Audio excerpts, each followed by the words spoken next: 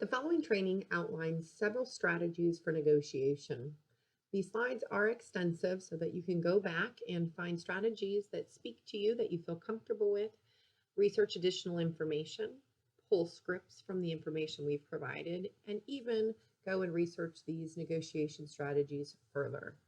The first thing I want to remind everyone is that our license does not say house finder. Our license, if you go on Trek and search your license number today, it's going to define you as a sales agent. Now, that doesn't mean that we don't have a passion for helping people and for finding the perfect home for them. That's a part of the process. But we do need to be a salesperson for our folks, and that comes in many capacities. The first thing I want to remember is that we are not email pushers. Each conversation we have, whether it's with our clients or somebody we're negotiating with, we should always give them guidance through the process. So for instance, when you're forwarding an offer to your clients or you're asking them how they want to proceed, don't ever ask an open-ended question that says, how would you like to proceed? Instead, give them options. I've reviewed the contract, or I have reviewed the offer that the buyers have presented. I see 4 different strategies that we could consider. Outline those strategies and then ask your clients how they would like to proceed. They always drive the train, but our role in this process is to give them an idea of which options they have to proceed forward. I can't tell you how often I, as a listing agent, received an offer that just says, please find my buyer's offer attached without any context. And it can be really challenging to move forward with that. What I recommend when you're submitting an offer is to humanize your client. Tell their personal story. Even if your client has not been comfortable writing that personal letter that we hope they will all write, do it for them and share some context to make sure that the other party sees them as the human, not somebody that they're negotiating with or against. Just a moment, I'm going to pause here. Okay.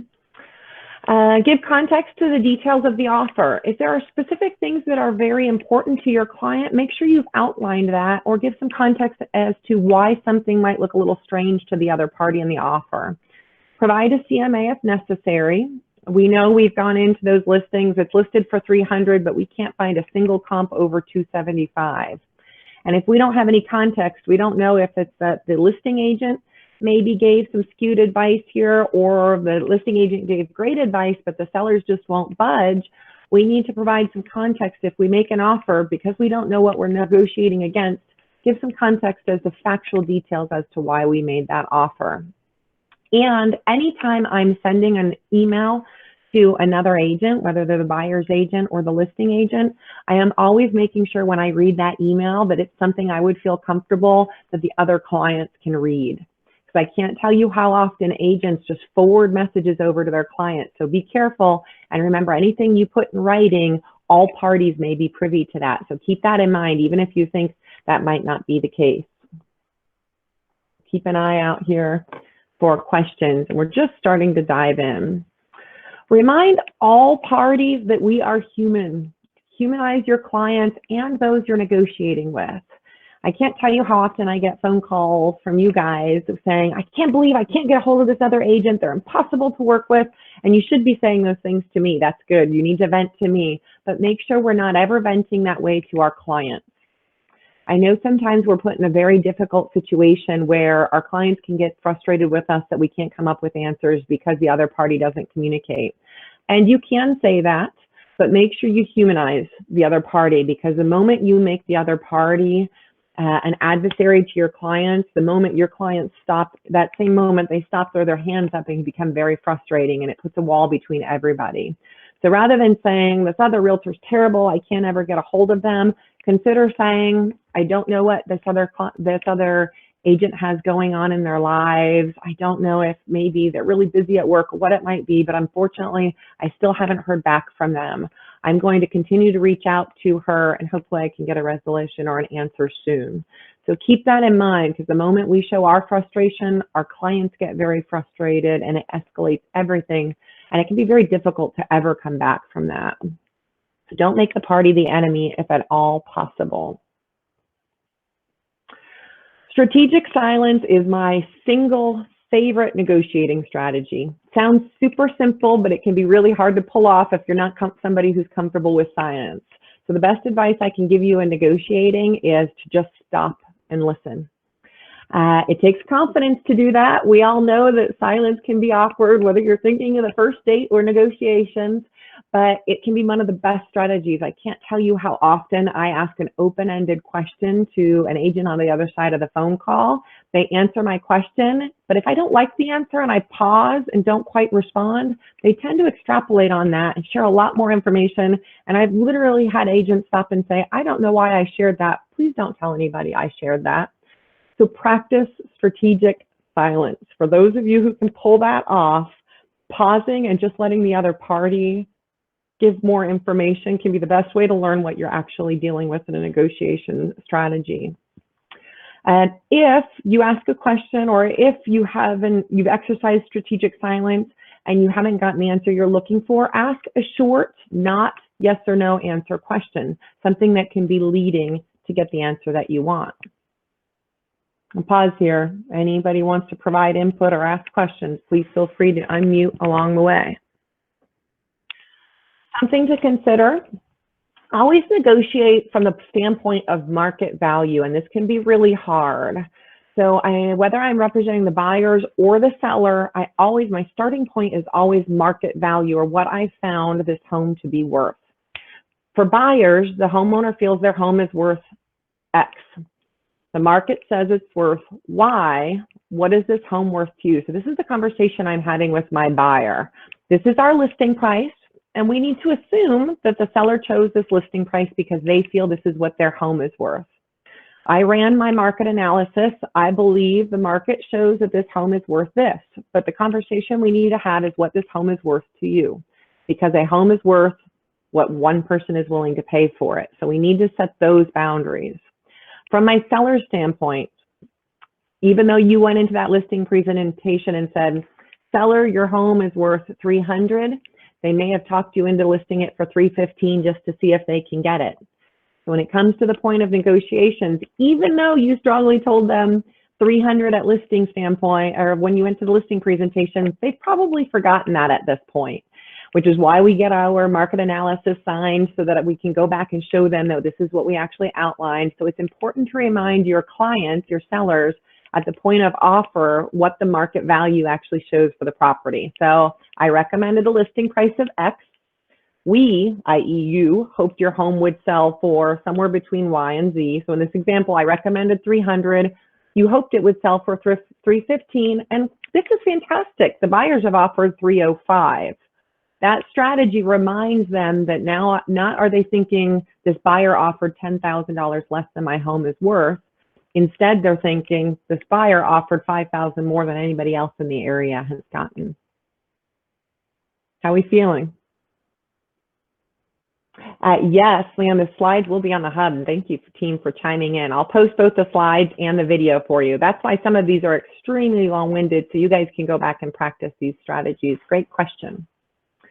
It is important to establish client priorities. What's your buyer's motivation? And sometimes these questions are really personal, and in real estate, we can often feel like we are getting really involved in a family, their needs, their personal finances, but there is no way around that if you're effectively negotiating for your clients. So first, if I'm working with a buyer, I need to know their motivation. Is this a family looking for the home of their dreams? Is it an investor looking to maximize his return on his investment? Knowing my buyer's motivation up front helps me establish our priorities so I can best coach them when it comes to negotiations. Same thing, what's your seller's motivation? What is their goal in selling this home? What's most important to them? Are they trying to minimize inconvenience? Do they have an ill family member at home and selling as quick as possible is important? Or have they found the home of their dreams in the area they're relocating to, so they need to make sure this home sells as quickly as possible? Or do they need to get as much out of this home as possible financially to be able to afford their move? These are questions that you should be very clearly and concisely asking your clients. And I ask it just this way.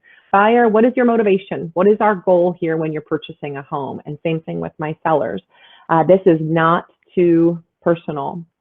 Mario, we should get a CMA signed. Absolutely. We have great question. Going back to the market analysis, I can't tell you how often I've had a conversation, a very clear conversation about a market analysis with my clients, and they just don't remember that conversation a month later. They've gotten, the moment you tell them, okay, I'll list your home for 315, and they see that number on the listing agreement, that is all they remember.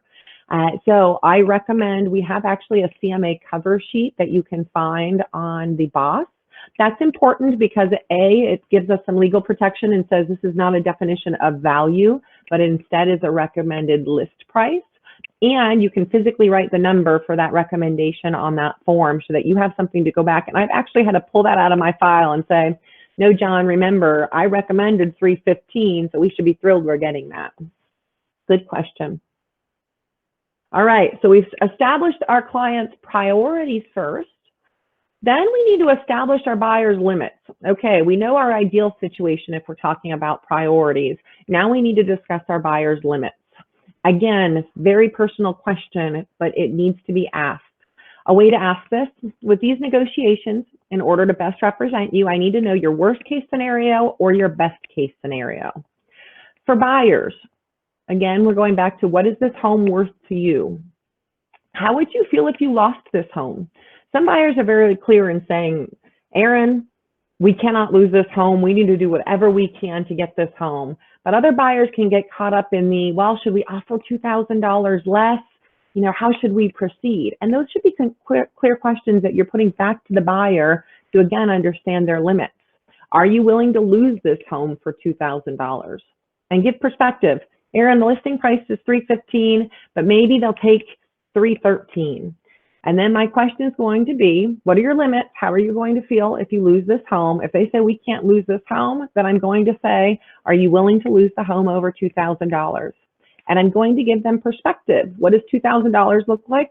I talk to their lender and they say that's $10 a month for them. Quite often, depending on the loan, we're looking at about $5 to $7 per $1,000 sales price increase that we are looking at. So in my example, $10 per month. Are you willing to lose this home for $10,000 a month? If they say absolutely not, then I know how I'm negotiating or how I'm recommending they make that offer.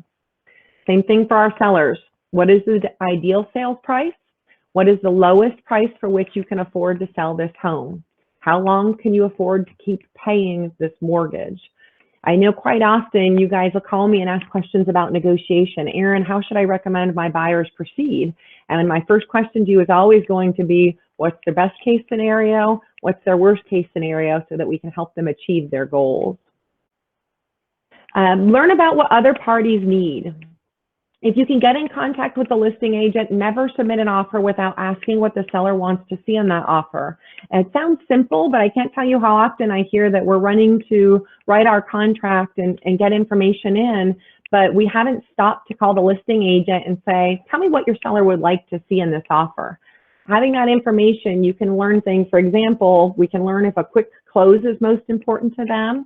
Or if they're still looking for their next home, we can learn that they're worried about being homeless in that middle stage, and offering a lease back up front might be a really strong strategy for winning this offer. So make sure you're picking up the phone and calling the listing agent, asking that very specific question. Now, I don't want you to delay making an offer because you can't get in contact with the listing agent. I know that can happen. So this is, if you can get in contact with the listing agent, make sure you've had that specific conversation. Also, make sure you've physically picked up the phone and called that other party. I know we can get in the habit, because a lot of agents don't answer their phones, to start texting, or sometimes we worry that the individual on the other side of the transaction is going to start asking a lot of questions of our buyers, and we're worried about giving up our hand. But I will personally say that only good things can come from picking up the phone and having a live conversation with the agent on the other side of the transaction. You can learn so much that can be valuable for you, A, for humanizing the other side of the transaction, but also for creating win-win scenarios, understanding what's important to the other party so that you can focus on some of those things and communicate it to your buyers up front. We know when we write an offer, if your buyer has signed a contract to submit an offer and put everything in writing, they've mentally committed to those terms. So the more we can know about what terms might work in the end or in the long run, the better off we are, so that our clients don't get so stuck on those terms we've written initially. Example, in that conversation, you might learn that a seller is very nervous because they're buying a home and trying to close on both sides. I just used this example. They could offer a lease back up front. That might be something the other agent isn't even familiar with if you're working with a newer agent. So presenting that up front as a means to say, hey, we don't want your client to be stressed and have everything on a moving van before we close. Why don't we give them another 4 days to move out of the home after the closing? And you guys know there's lease backs are something we're very cautious about because they can cause concern. But if I'm trying to win in a multiple offer situation and I've outlined those challenges to my clients, then that's something that I'm certainly going to offer to win a property. Be careful about your questions. Ask leading questions, but be careful about verbiage. There are some words and some questions that have a very negative connotation. For instance, if I look at you and say, why are you selling? It's almost accusatory. It can create a very negative feeling where people start getting defensive and say, well, we love the neighborhood and we love the house, but this one thing. So be careful about the question, why are the sellers selling? And instead consider rephrasing that. If you notice the home's been on the tax records, or they've owned that home from tax record standpoint for 15 years, say something to the point of, did your seller raise their children in this home? Or clearly they've loved the home for 15 years. It must be somewhere fabulous they're going if they're moving at this time. If you are trying to get a feel for their moving, what they do for a living, ask what these sellers' commute to work was like, because your buyers are curious what that looks like. And then the agent might answer with, well, they work at Marathon Oil and they normally drive blah, blah, blah. And you can learn a little bit more about the other side of the transaction. You can even ask, is this a personal home or investment property? And I know we've wondered that and we try to figure that out along the way. This also gives you the opportunity when you're having this conversation to tell the other agent about your clients, have that personal conversation and make them human to the other side of the transaction as well, and address lending, how solid they are, and those things that are so important for a seller to not wonder when they receive an offer. I'm going to pause here. Okay.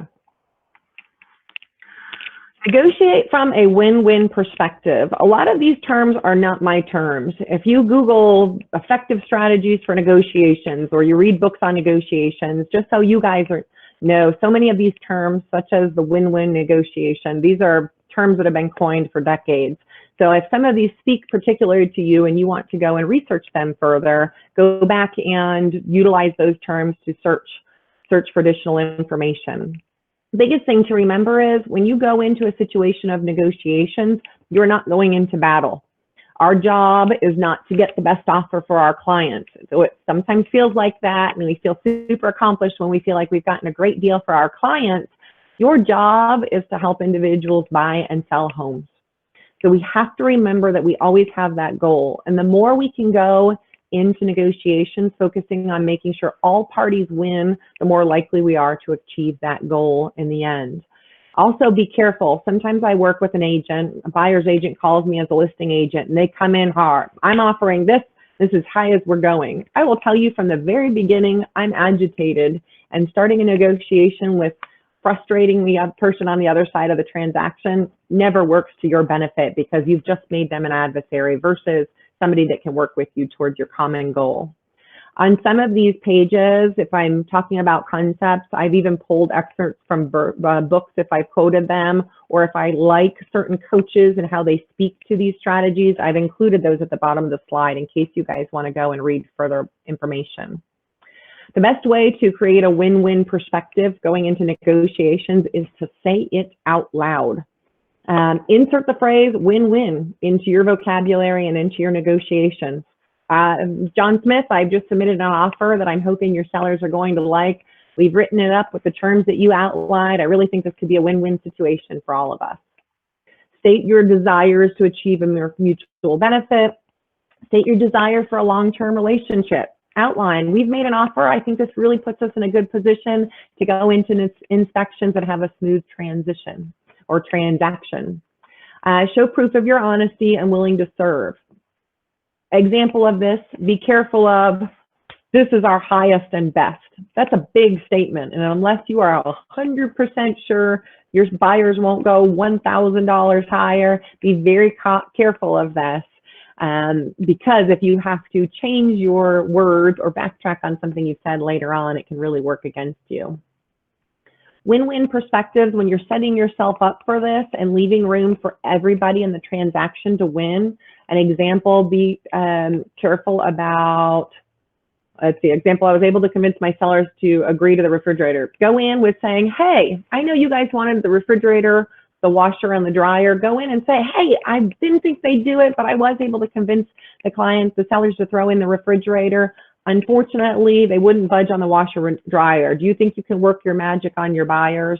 That way, we're meeting in the middle. Hey, I got the refrigerator, couldn't get the washer and dryer. Hopefully, we can all win in this scenario. How are we looking? All right. Collaborative negotiating is another term used for a similar mindset. With that win-win, we're all working together to try to make this work. This is actually an excerpt from the Harvard Business Journal that came in my email today, and I plugged it in, and I've included the link to a bigger article, but I thought it was really pertinent to today. Right now, sellers and buyers might be a little more stressed than they normally are, or even our agents might be more stressed. One of our agents gave an example yesterday that he called a listing agent and said, my buyers are considering making an offer, and her response was, thank goodness, I really need that commission. Obviously, that's not the response we ever want to hear, and that should never be our driving force, but we know those things are happening. So stress can lead us to adopt a more skeptical, adversarial mindset. We can be panicked. So when you're negotiating, it is important to talk everybody off that ledge. Focus on that collaborative mindset and help others do the same. Remind your clients that we're all working towards the same goal. They're negotiating, if that's not your seller, they're negotiating with somebody who wants their home, and we just need to find common terms that work for everyone. Again, citations and articles that you guys can link to if you want to see more information. I'm going to glaze over this. I included an entire article here that I like, but I just want to remind you how far reciprocity goes. When we give somebody something, it makes them feel in debt to give us something in return. I love this example that if waiters include a little gift, a mint or a cookie at the end of their meal, they give you something free. It's actually shown that tips increase dramatically for individuals who practice that. Same thing works in our negotiations with contracts. If you can show that you are willing to give something, whether it's you giving something and saying, I'm really going to work hard to get my clients to do that, can you do the same on your end? Or your clients physically offering to give the refrigerator, the other party feels in debt to return that. So consider reciprocity and how powerful that really can be in negotiations. I'm going to pause here. Anybody have any insight they'd like to share? Any questions there? This reiterates the same thing for value-based negotiations. Negotiation is about give and take. The more I can have a conversation and actually pick up the phone during my negotiations, the more I know what is valuable to the other party. So again, that inclusions of the refrigerators and dryers. When I have sellers that are happy to include the refrigerator and the washer and dryer, they might say, Erin, it would cost me more to move those than it would for me just to buy new ones, something of that sort. Even if I know there is very little value for my clients in that item, I am going to make sure I'm imposing value for the other party. So I don't throw inclusions in without noting that as something important to describe. So I'm always, let's say we get an offer, it's a little lower than I would have liked, and I go back to my seller and say, okay, they want the washer and dryer, and they say, good, throw it in. I'm going to say, well, we're going to make sure that they know that this is something that we're giving them. And in response to giving them that, we are going to ask them to offer a little bit more. So I am going to, when I call back, I'm not going to simply say, thanks for the offer, we're countering at a sales price of $300. I'm going to respond back and say, thank you for the offer. We've reviewed all of the terms. We're comfortable with this, this, and this.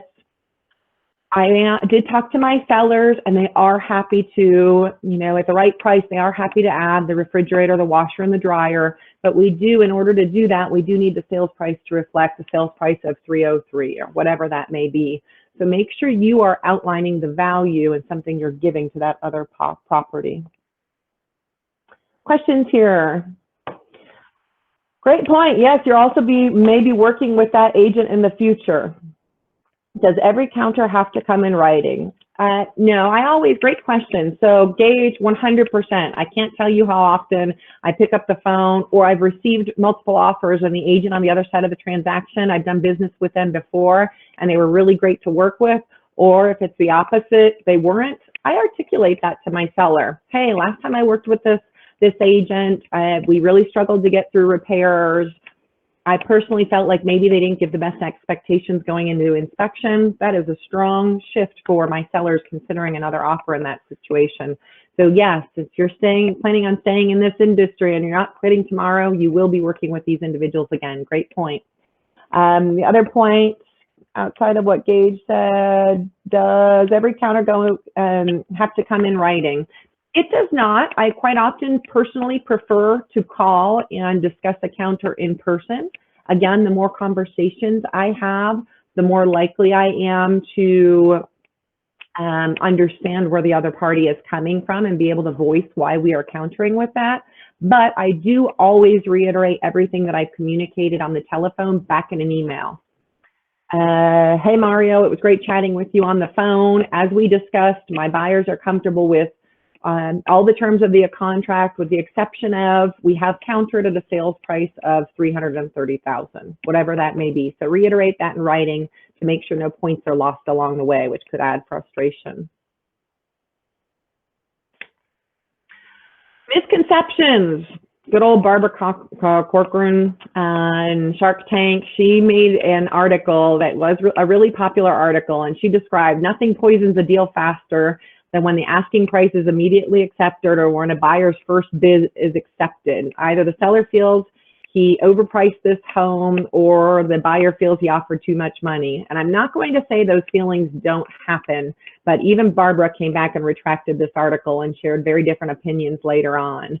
Of course, market conditions dictate how often we're negotiating if we're in a buyer's market versus a seller's market, but you need to be able to coach your clients through this.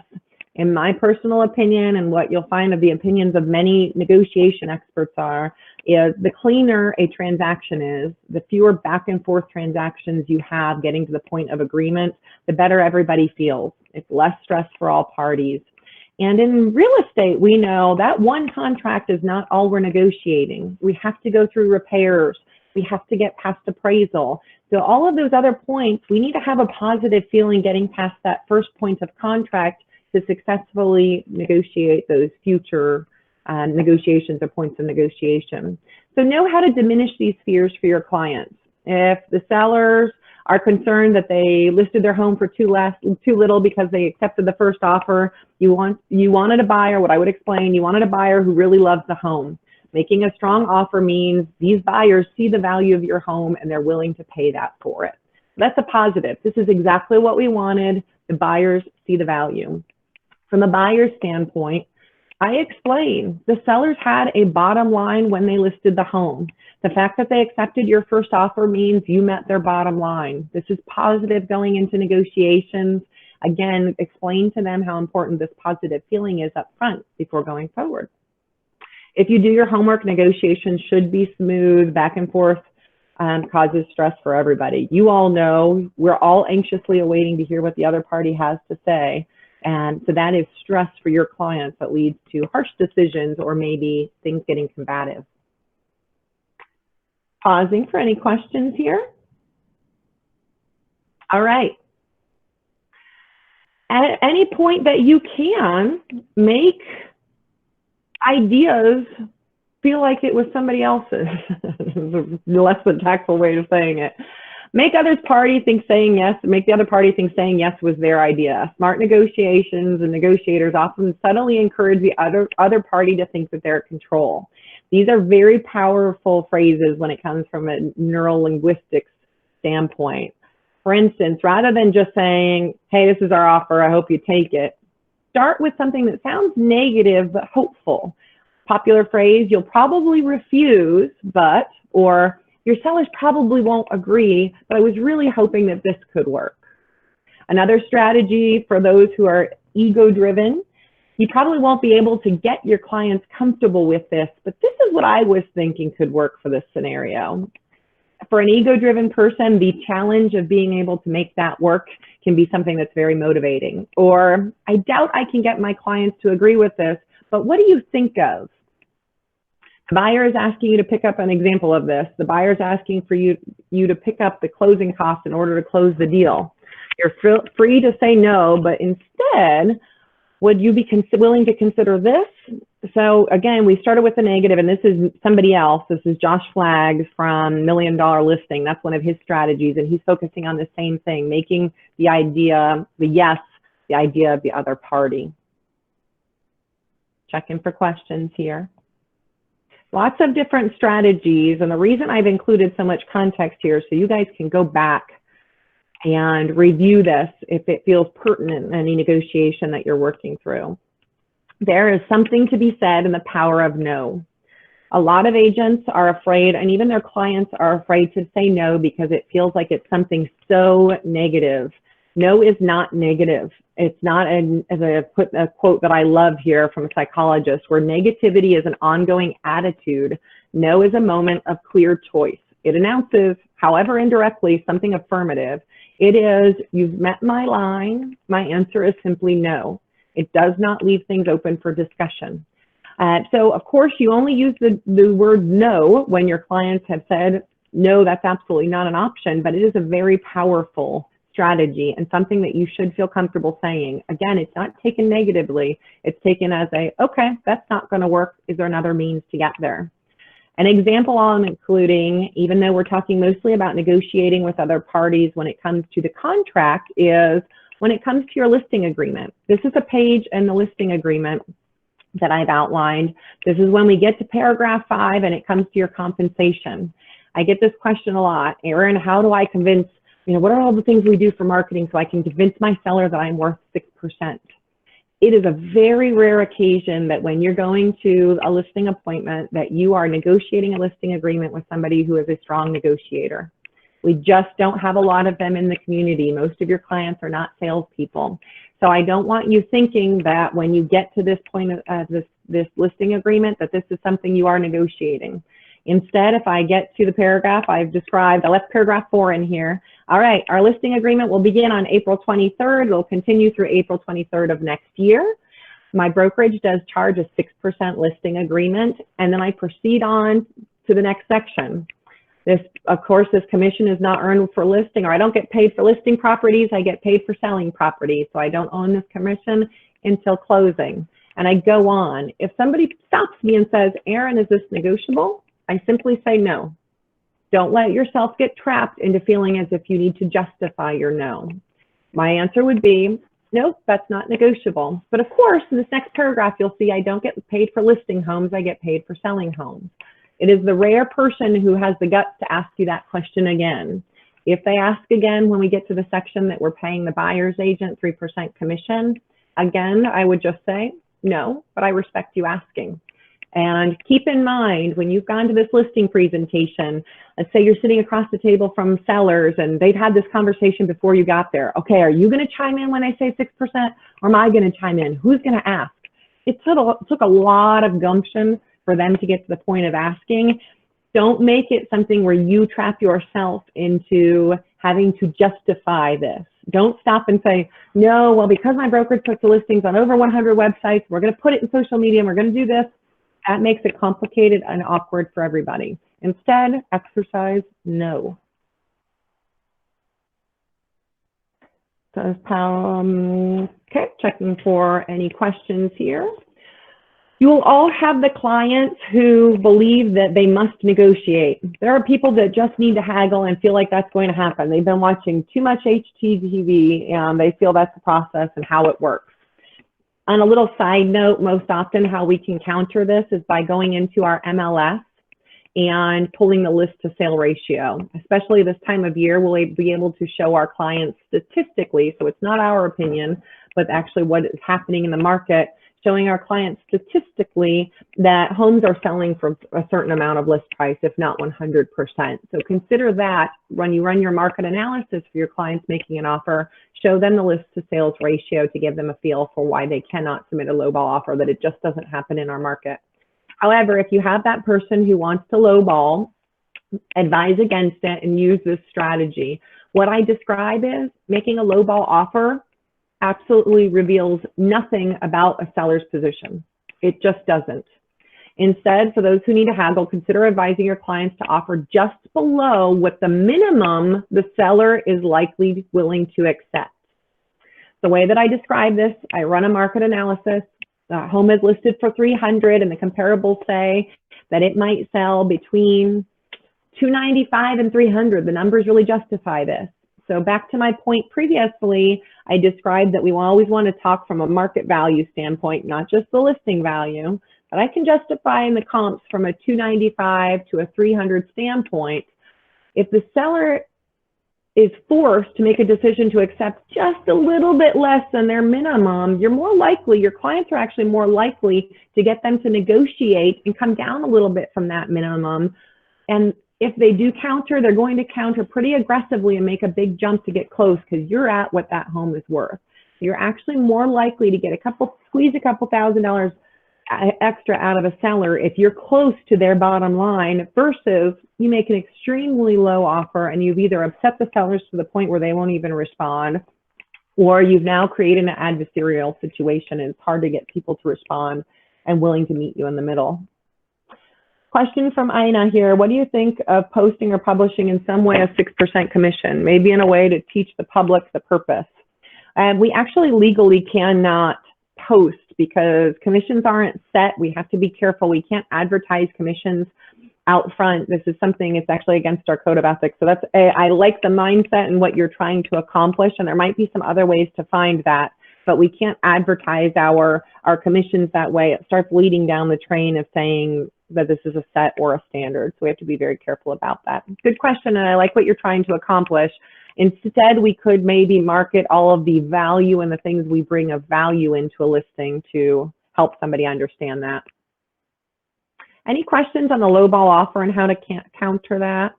Erin, I love this tennis analogy. Yes, Mario, hit me. I actually have a client. We're on our 4th property. He consistently wants to lowball all the offers, and I try to be very, careful about how I present things to him, because I don't want him to think that I'm trying to push him up to spend more money. But I'll give you a good example. We put an offer in on a property. There was multiple offers. I advised him to give his best offer, but he stayed with the low offer and we lost it.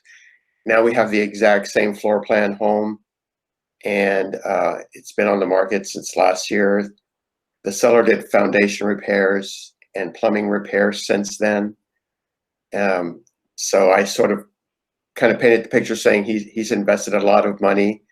So he's probably going to expect his asking, but nevertheless, he went like 8,000 under that. And I feel like sometimes I don't want to become the bad guy that's always trying to push him up, but right. from my standpoint, it's unrealistic that the seller is going to accept an offer like that. And I feel like they're getting frustrated because we're on our 4th offer already, fourth listing that, this would be the 4th one that we lose if we don't make it. And, I feel it's going to reflect poorly on me when we draw all these negotiations, but yet it just seems to be the same every offer we make. Well, so keep in mind, the first thing I would do is use facts. So I would when you run a CMA, and you can, in our Sabor MLS, I would just run a search for properties in the area that have sold recently. I utilize the CMA summary, and that actually shows the average list to sale ratio. So for homes that are listed for this, they sell for 99 or 100% of their total sales price. So that's factual data. It's not your opinion that that they need to buy the home for that, but you've provided a CMA and said these are similar comparables and they've all sold at this amount. So that you can actually do the math then. And if it's listed for 200,000, say the list to sales ratio in the area is 99.5%, that means the lowest offer we should be making is X. And so that's more fact-based than you trying to push them up. I completely agree that you've given value to the things in the home, which is really important.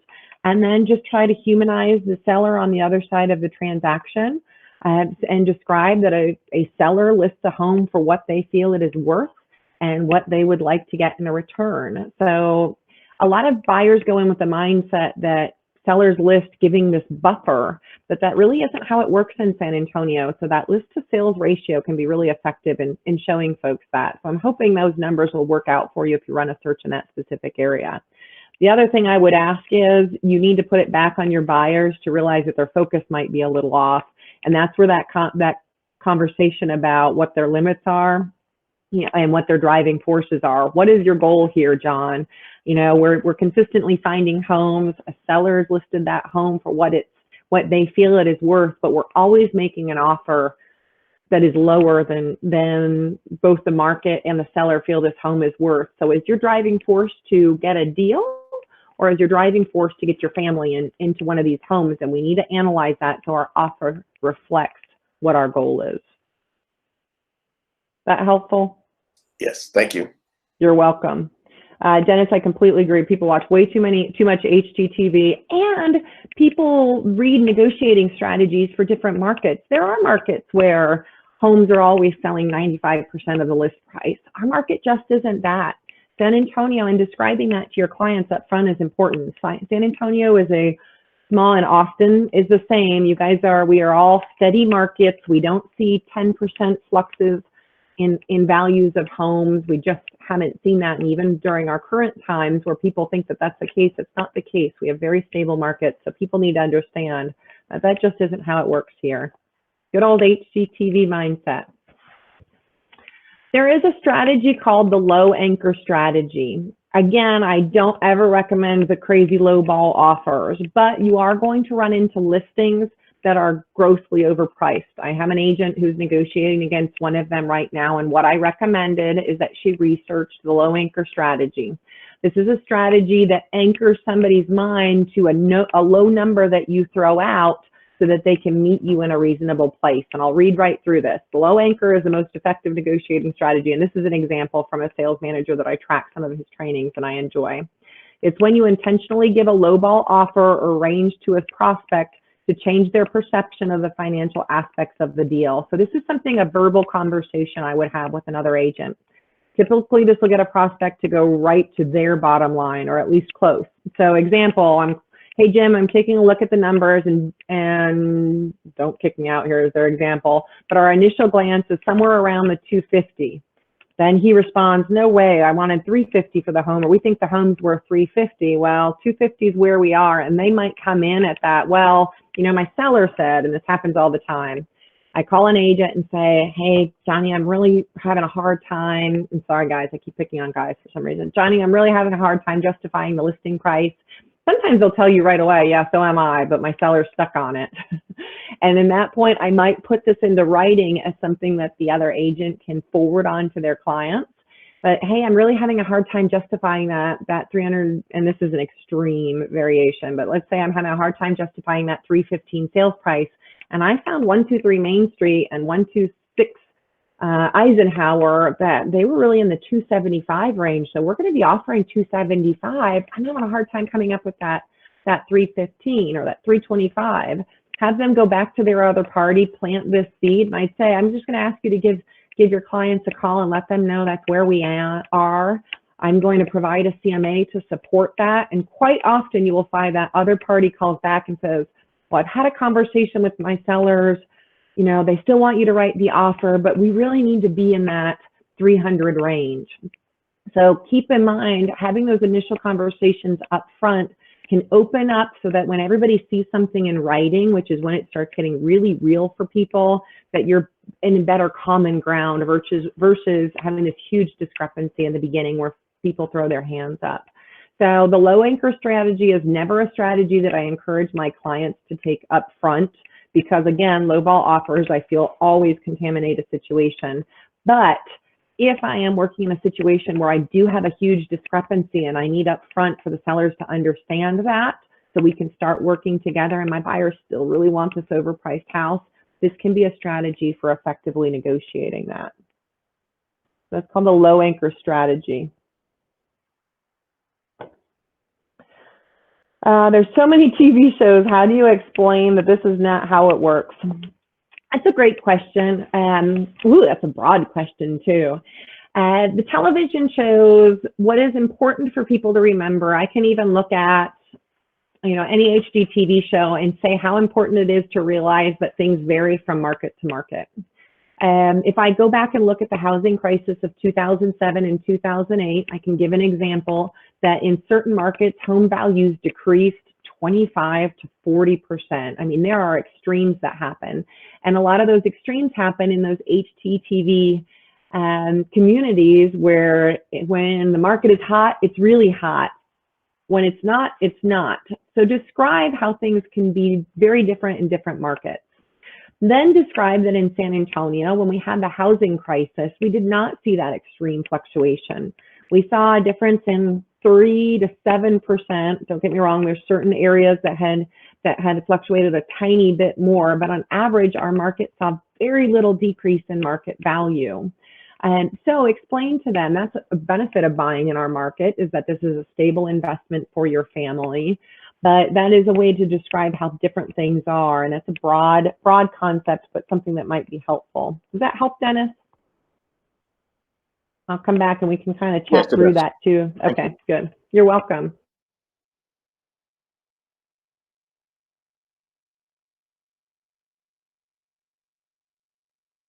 Slides for you to go back and reference. For my San Antonio team, I just went through this a little bit.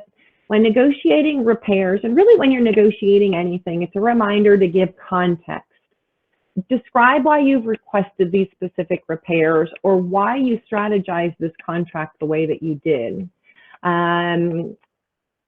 Sometimes the agent on the other side of the transaction doesn't understand that even though it sounds silly that the water pressure is only 10 price points high, describe to them that you're asking for this because the home warranty is really important to your buyers that are making a major investment in this home and don't have the money. They've offered as much as they physically can, so they don't have a lot of money for repairs afterwards. So they need to make sure that these repairs and these items in the home are warrantable, so they have to fit within those guidelines. Or if you have a seller who's refusing to do repairs and he's offering cash instead, rather than just making it feel like the seller's thrown their hands up, give context.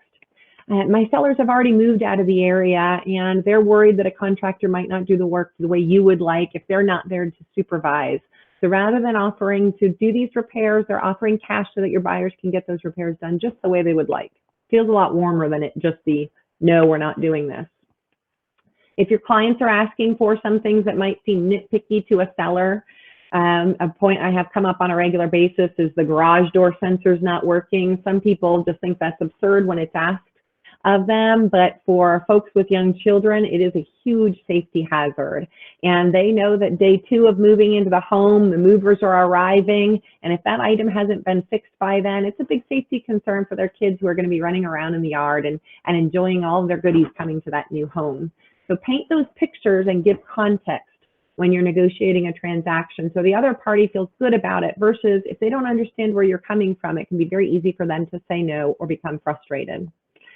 We had a situation a couple of weeks ago in our office where a client and our agent sent me her repair list to review it, and it was the longest repair list I've ever seen, and it had every little tiny electrical item on it, all the way to adding the bubble covers on the outside outlets, even though this home was just a few years old. It was built in 2011 before the bubble covers became required. And even I thought, this is a really long list, and I'm worried this is going to upset the seller. And I went back and just said, I think you need to have a conversation with your buyers about what's really important to them so we can focus on those items. And then she explained to me that her clients had owned a home previously that had actually started on fire because of electrical issues. And that needs to be something that we are conveying to the other party so they understand where they're coming from and we can gather sympathy in that scenario. The last two slides I'm not going to go through. They are just points to go back and review if you're writing an offer, because again, we could talk about writing offers all day long. And for my San Antonio crew, we just went through this in sales meeting, but multiple offer situations for buyers and sellers. I've included a few different things to think about when you're negotiating and considering terms. So this slide is just an overview of terms you might consider. I know we have our habits of what we typically advise our buyers to offer in an offer, but when you're looking at multiple offer situations or our reduced inventory lately, it is something that I would encourage you to consider looking through this and thinking if there's maybe something that's outside of the box that your buyers could offer to increase their potential to have their offer accepted. And then also making sure at the end of this, making sure that you're pointing out these points in a contract.